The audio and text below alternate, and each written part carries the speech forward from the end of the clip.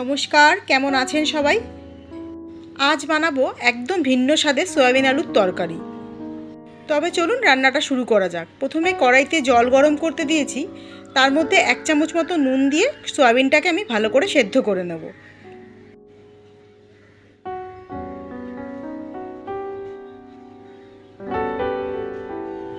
জলটা ভালোভাবে গরম হয়ে ফুটে উঠেছে, সয়াবিনটাও সেদ্ধ হয়ে গেছে। এবার বাটিতে প্রায় 4 চামচ মতো টক দই নিয়ে নিয়েছি। তার মধ্যে দিয়ে দিলাম 1 চামচ জিরে গুঁড়ো, 1 চামচ হলুদ গুঁড়ো,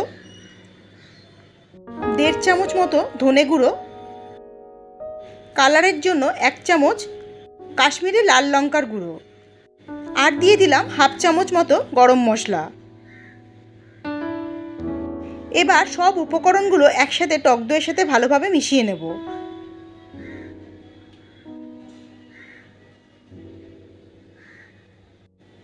এই রকমভাবে খুব ভালোভাবে মেশাতে হবে। আদা আর কাঁচা লঙ্কা বাটা, আবারও সব উপকরণগুলো খুব ভালোভাবে মিশিয়ে নেব। এদিকে সয়াবিনটা আমার সেদ্ধ হয়ে গেছে, আমি জল থেকে তুলে নিচ্ছি। এবার কড়াইতে সর্ষের তেল দিয়ে দিলাম। রান্নাটা আমি সর্ষের তেলেই করব। তার মধ্যে দিয়ে দিলাম গোটা গরম মশলা ফোড়ন, এলাচ, দারচিনি, লবঙ্গ, আর ফোড়নে দিয়ে দিলাম তার সাথে কিছুটা গোটা জিরে। এবার ওই তেলের মধ্যে কিছুটা কেটে রাখা আলু দিয়ে দিলাম। তার মধ্যে দিয়ে দিচ্ছি নুন আর হলুদ। এবার আলুগুলোকে খুব ভালোভাবে ভেজে নেব। আলুগুলো আমার ভাজা ভাজা হয়ে গেছে। এবারে এর মধ্যে দিয়ে দিচ্ছি সেদ্ধ করা সয়াবিনটা। এবার আবারও সবগুলো একসাথে আলু আর সয়াবিনটা ভালোভাবে ভেজে নেব। এইভাবে কিছুক্ষণ ভাজতে থাকবো। ভাজা হয়ে গেছে। এবার টক দইয়ের মিশ্রণটা দিয়ে দিচ্ছি। তার মধ্যে খানিকটা জল দিলাম, না হলে মশলাগুলো পুড়ে যেতে পারে। এবার আবার ভালো করে নাড়াচাড়া করব। এইবার খুব ভালো করে কষাতে হবে যতক্ষণ না তেলটা ছেড়ে বেরিয়ে আসে।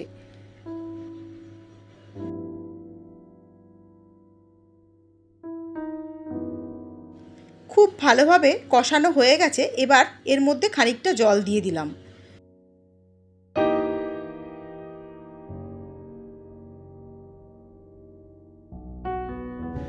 এবার জল দেওয়ার পর কিছুক্ষণ ফুটে উঠলে তার মধ্যে একটা ঢাকা দিয়ে দেব।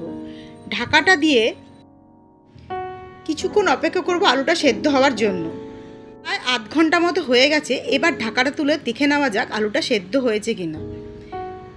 হ্যাঁ, আলুটা আমার সেদ্ধ হয়ে গেছে এবং সয়াবিনটাও মশলাটাকে ভালোভাবে সোপ করে নিয়েছে। এবার এর মধ্যে দিয়ে দিচ্ছি কিছুটা চিনি। রান্নাটা আমার প্রায় হয়েই এসেছে।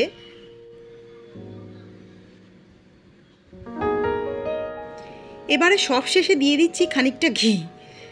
যেহেতু এটা সম্পূর্ণ নিরামিষ রান্না, সেহেতু ঘিটা এর মধ্যে ভীষণই ভালোভাবে যায়, তাই দিয়ে দিলাম খানিকটা ঘি।